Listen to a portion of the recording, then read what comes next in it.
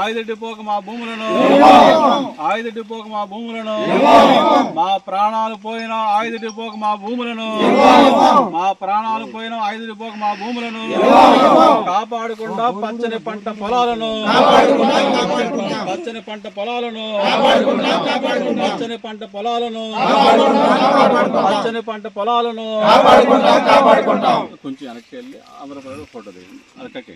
మా ఊరు పరింపూడి రెవెన్యూలో కొంత భూమి ఉంది. అయితే ముఖ్యంగా ఏంటంటే ఇక్కడ ఈ ప్రభుత్వం ఆయుధ కర్మాగారం పెట్టడానికి నిర్ణయించిందని మొన్న పుట్టా మహేష్ యాదవ్ గారు మీడియా ద్వారా తెలియపరిచారు.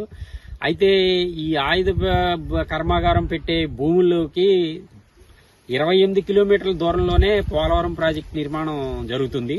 ఈ పోలవరం ప్రాజెక్టు నిర్మాణం పూర్తయితే ఈ ప్రాంతం అంతా సస్యశ్యామలం అవుతుందని మేమంతా ఆశిస్తున్నాం. అయితే ఈ తరుణంలో ఈ ఆయుధ డిపోను ఇక్కడ ఏర్పాటు చేస్తామని చెప్పడం అనేది మాకు పిడుగులాంటి వార్త. ఇక్కడ గాని ఆయుధ డిపో ఏర్పాటు చేస్తే ఈ భూముల్లో ఉన్న రైతులందరూ చిన్న సన్నకారు రైతులే. వీళ్ళంతా జీవనోపాధి అంతా వ్యవసాయమే. ఈ వ్యవసాయ ఆధారిత కుటుంబాలన్నీ రోడ్డును పడతాయి. దయచేసి ఈ ఆయుధ డిపోని వేరే ప్రాంతానికి తరలించాలని. మేము అభివృద్ధికి వ్యతిరేకం కాదు.